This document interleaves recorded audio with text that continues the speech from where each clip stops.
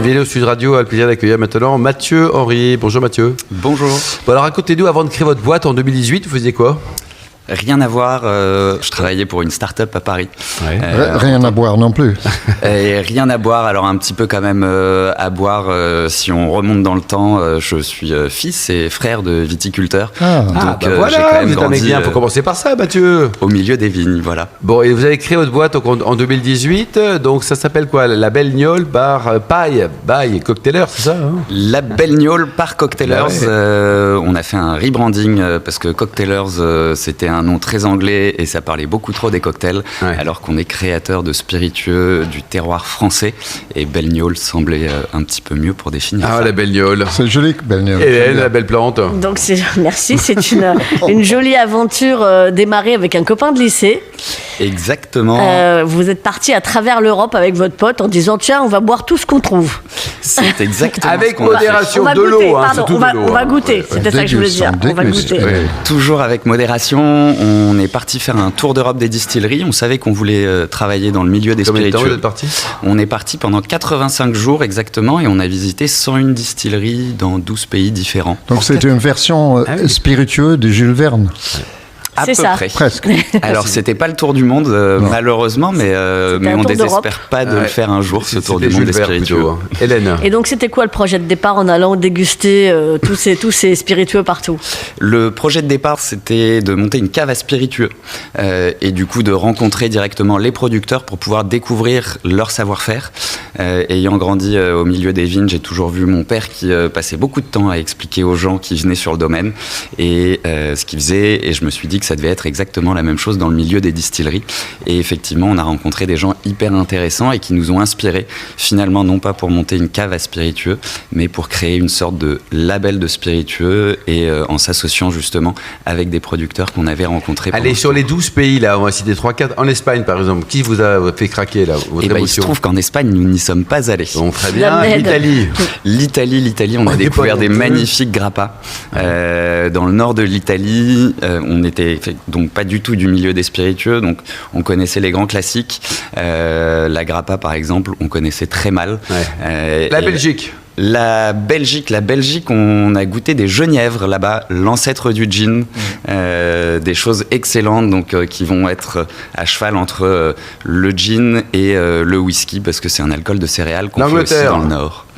L'Angleterre, alors forcément on est allé en Écosse et en Écosse on a vu des très belles choses avec notamment la nouvelle distillerie Macallan qui a été recréée à partir de zéro il y a quelques années et qui est absolument extraordinaire. Hélène. Les Cocktailers donc a été fondé 9 mois après, vous avez le temps de faire un bébé.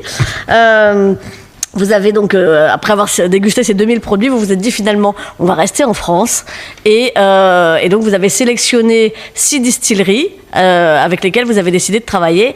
Alors, l'idée, c'est de mettre en avant ce qu'ils faisaient déjà ou c'est de leur demander de créer des choses pour vous ? Alors, les 2 premiers produits qu'on a sortis, on n'a pas créé de spiritueux, on est parti de choses qui existaient déjà dans les distilleries. Pour être capable de commencer 9 mois après notre tour d'Europe, il a fallu qu'on aille rapidement. Et aujourd'hui, maintenant, on crée des spiritueux justement avec ces distilleries. Le but est de mettre en avant leur terroir et leur histoire à travers chaque création qu'on fait avec eux. Donc, quels sont les deux premiers qui vous ont emboîté le pas, qui ont dit OK, on y va ? Donc, on a travaillé en premier avec la distillerie Guy à Pontarlier. Donc, c'était encore la famille Guy à l'époque qui était propriétaire, une distillerie qui a été fondée en 1905, et la maison Brioté, où c'est encore Claire et Vincent Brioté, deux frères et sœurs. Ils sont à Dijon, exactement, et c'est une maison qui a été fondée en 1836. David Cobol n'était pas né. Pas encore, mais voilà, c'est toujours la même famille. 1800. 1836. Non, c'était juste avant. C'est ça. Mathieu, il y a quelque chose qui m'a interpellé dans ce que vous avez dit tout à l'heure. Vous avez parlé de découvrir leur terroir. Or, dans les spiritueux, les grains ou quoi que ce soit, ça vient de n'importe où. Enfin, pas de n'importe où, mais de différents endroits. C'est pas localisé autour de la distillerie. Donc, je suis curieux de savoir ce que vous entendez par l'usage du mot terroir. Alors, par exemple, avec la distillerie Guy, on travaille une liqueur de sapin. On travaille avec des bourgeons de sapin du Jura et une trentaine de plantes de moyenne montagne, donc des plantes autour du Jura. Et donc, c'est comme ça qu'on met en avant leur terroir. Avec la maison Briotée, on a travaillé une liqueur de pain d'épices. Donc, c'est toujours des produits locaux. Les ingrédients de base sont des produits locaux. C'est systématique. Exactement. À chaque fois, c'est des produits locaux. Alors, il y a certaines recettes, notamment, on va travailler un gin avec la distillerie Nussbaumer en Alsace. Et là, pour certains produits, on est obligé de faire venir des choses d'ailleurs. Mais on essaye toujours de garder des choses locales. Tout à fait. Ah, c'est sympa comme idée. Il y a notamment une blanche d'Armagnac avec le domaine Lagui. Qu'est-ce qu'on peut citer Un genièvre flandre artois avec la distillerie Persine à Houle, Genièvre de Houle. Oh là là. Vous avez combien de partenaires distilleurs? Aujourd'hui, on a 9 distilleries partenaires et un domaine viticole. Ah. Et donc, vous avez donc changé à un moment donné le nom initial qui était les Cocktailers.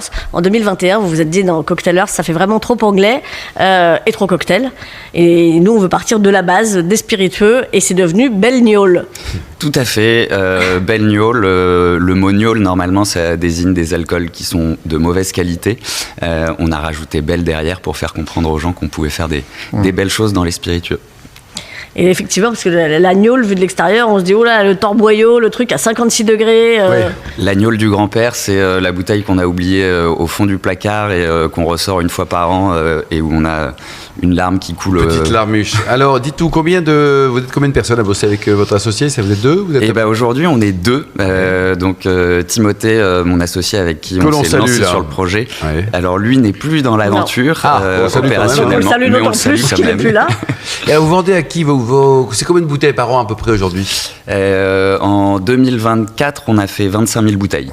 Ah, c'est pas mal quand même, hein? Et la distribution est uniquement française en France ou vous exportez également? Aujourd'hui, uniquement française. Alors un petit peu en Suisse, mais ça reste anecdotique. Mais sinon, c'est principalement en France, beaucoup la région parisienne, et on a un distributeur, Pardella Spirits, avec qui on travaille sur le reste de la France. François Lurton. Exactement. On vous trouve dans beaucoup de bars branchés à Paris, le Syndicat, le Calbar, Andy Walou, Bisou.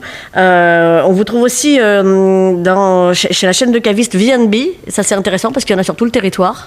On est alors pas encore chez tous les cavistes V&B, mais on est pas encore dans la centrale d'achat, mais on est chez quelques V&B. Bon, c'est le début là.